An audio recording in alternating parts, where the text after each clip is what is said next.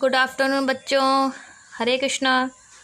बच्चों, आज इस वीडियो में मैं आपको आपका हिंदी व्याकरण का जो चैप्टर है निबंध लेखन, ठीक है,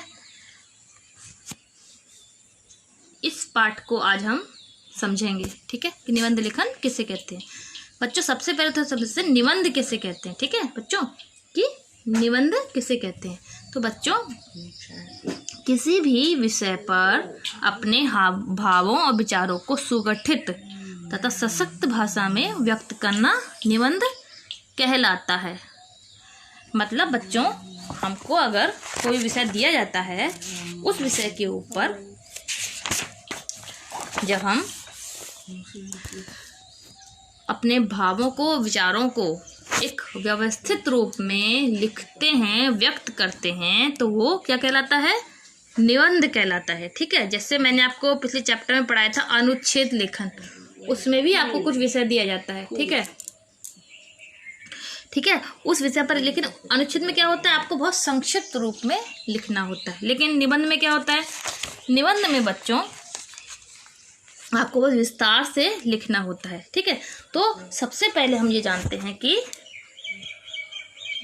निबंध शब्द का अर्थ क्या है बच्चों। ठीक है, निबंध शब्द का अर्थ क्या है।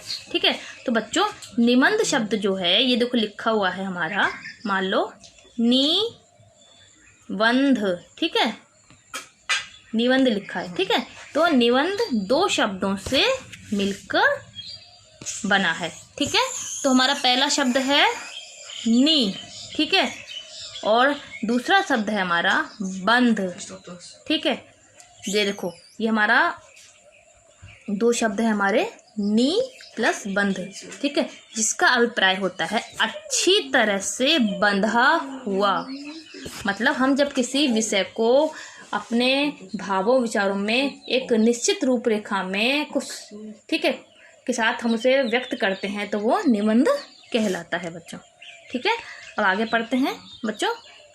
निबंध को 3 वर्गों में रखा जा सकता है। ठीक है, तो सबसे पहले होते हैं हमारे भाव प्रधान निबंध, जिसमें हमारे भावों का आदान प्रदान होता है। हमारी भावनाएं हैं, प्रेम, घृणा, दुख, सुख, शोक, हर्ष। ठीक है, ये हमारे भाव क्या होते हैं बताया ना, जैसे मैंने भी, दुख, सुख, घृणा, प्रेम, सौहार्द, ये हमारे वीरता, बहादुरी, कायरता, ये है हमारे भाव। ठीक है, तो इसी विषयों पर जब हम निबंध लिखते हैं तो वो क्या कहलाते हैं, वो कहलाते हैं भाव प्रधान निबंध। जैसे मित्रता, ठीक है, जैसे हमारा देखो मित्रता, राष्ट्रीयता, देश प्रेम, ये क्या है, ये भावनाएं हैं, है ना। जैसे मित्रता एक भावना है, राष्ट्रीयता एक भावना है, देश प्रेम भी क्या एक भावना है। तो ये निबंध भाव प्रधान निबंध कहलाते हैं। ठीक है, उसके बाद हमारा दूसरे नंबर का जो है वो है विचार प्रधान निबंध। जैसे जब हम किसी चीज़ पे विचार करते हैं, ठीक है, जैसे हमारे समाज में महंगाई की समस्या, आतंकवाद की समस्या, बेरोजगारी की समस्या, प्रदूषण की समस्या, ठीक है, महामारी की समस्या, गरीबी की समस्या, ठीक है, साक्षरता, ठीक है, इन सब ये विषय कहते हैं विचार करने योग्य विषय होते हैं। तो इन पर जब निबंध लिखे जाते हैं तो वो हमारे विचार प्रधान निबंध कहलाते हैं। ठीक है, अगला है हमारा वर्णन प्रधान निबंध। ये कौन से, ये निबंध होते हैं जिनमें हम वर्णन करते हैं। ठीक है, जैसे दिवाली, ठीक है, जैसे दीपावली, दशहरा, वर्षा ऋतु आदि। मतलब कुछ त्योहार हैं, या मान लो किसी की जीवनी है ना। मालूम कहें कि आप सुभाष चंद्र बोस पर निबंध लिखिए, या आप कहें चंद्रशेखर आज़ाद पर निबंध लिखिए, या दिवाली पर लिखिए, दशहरे पर लिखिए, गौर पूर्णिमा पर लिखिए। तो इन विषयों पर जब निबंध लिखते हैं तो हम उनका वर्णन करते हैं कि त्योहार, है ना। जैसे हमारी दिवाली पे हमने लिखा, तो दिवाली क्यों मनाई जाती है, दिवाली की शुरुआत कैसे हुई, दिवाली पर हम क्या क्या करते हैं, दिवाली की क्या लाभ हैं, क्या हानियां हैं, ये सब का वर्णन हम वर्णन प्रधान निबंध में करते हैं। ठीक है, तो इस प्रकार से मैंने आपको बताया निबंध 3 प्रकार के होते हैं, भाव प्रधान निबंध, विचार प्रधान निबंध और वर्णन प्रधान निबंध।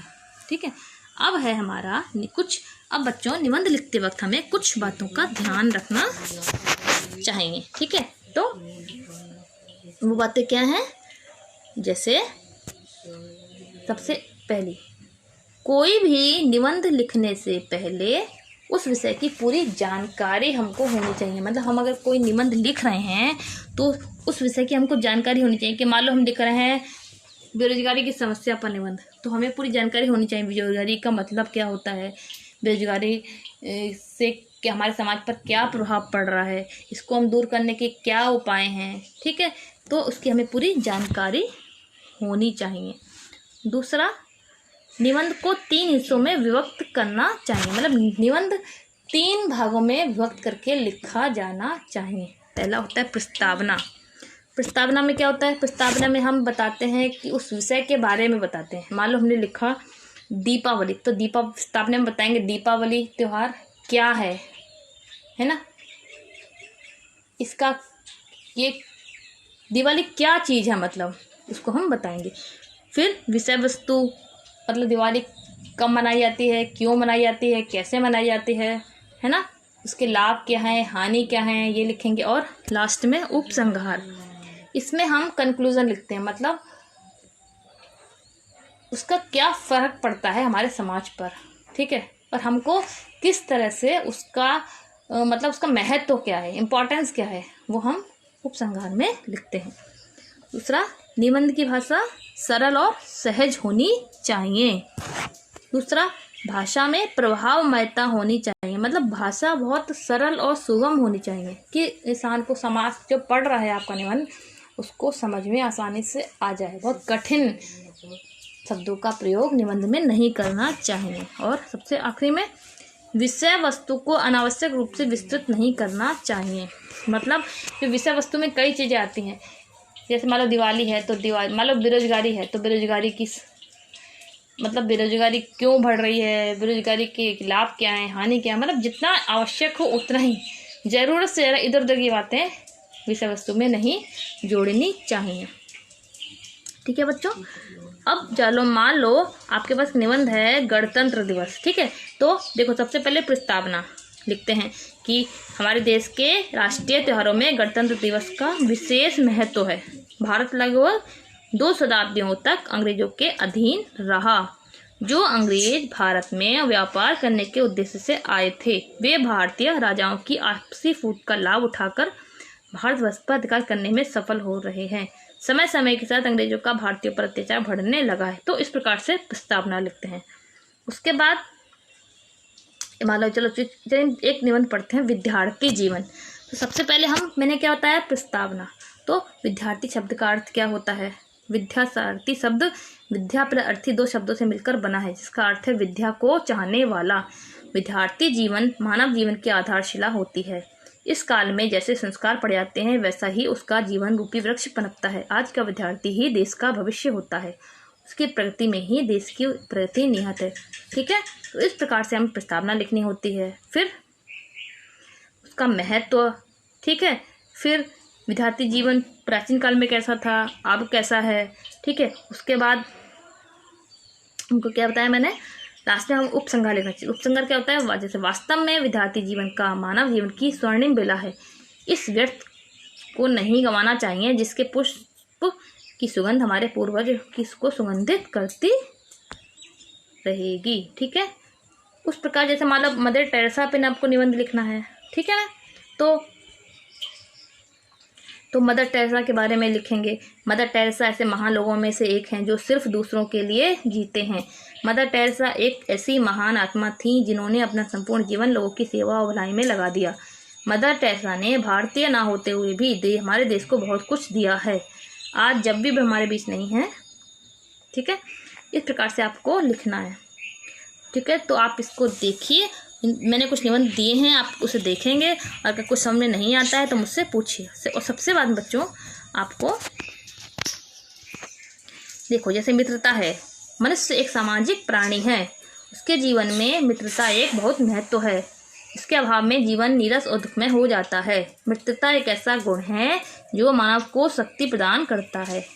ठीक है, इस प्रकार से प्रस्तावना लिखेंगे, फिर उसके बारे में लिखेंगे, कुछ बीच में कहानी डाल सकते हैं, फिर सच्चा मित्र क्या होता है, ठीक है, फिर मित्र से हमें क्या लाभ होते हैं, फिर हमें कई बार हमें खराब मित्र भी मिल जाते हैं, उनसे क्या हानियाँ होती हैं, ठीक है, और लास्ट में हमें क्या लिखना होता है, उपसंहार लिखना होता है। ये बच्चों देखो जैसे उपसंहार है, जैसे मान लो मित्रता में उपसंहार क्या होगा, मानव जीवन में मित्रता बड़ा अनमोल रत्न है, ठीक है, मित्र के अभाव में जीवन नीरस सा लगता है, वह मानव अधिक भाग्यशाली है जिसके जीवन पर सच्चे मित्रों का प्रभाव रहता है।